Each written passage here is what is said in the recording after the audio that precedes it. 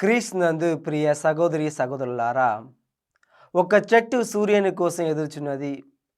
ఒక చేప నీరు కోసం ఎదురుచున్నది. ఒక తేనెటీగ ఒక మకరంద పువ్వు కోసం ఎదురుచున్నది. కానీ మనము ఈరోజు ఎవరి కోసం ఎదురుచున్నది అని ఆలోచన చేయాలా? పట్టణం చూస్తలే చాలామంది ప్రజలు యేసు దగ్గర వస్తున్నారు.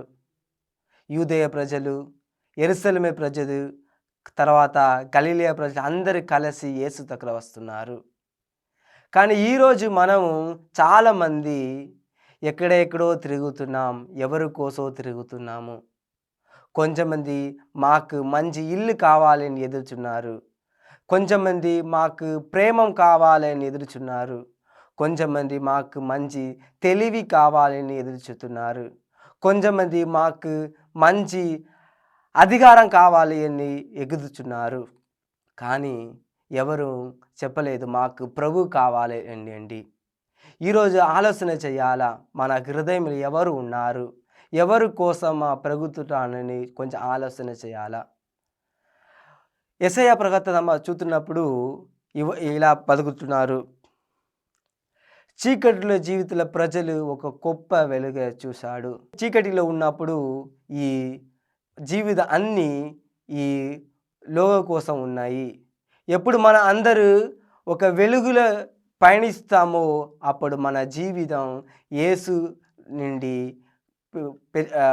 నుండి అన్ని ప్రేమవు శాంతము అన్నీ మనం కూడా కొంచెం ఆలోచన చేయాలా ఈరోజు.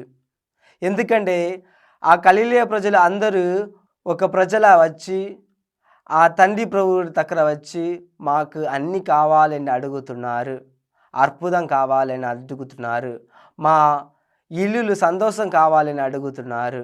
ఈరోజు మనము కూడా ఆ చేయాలా. క్రిస్తవ జీవితం ఒక పోరాటం.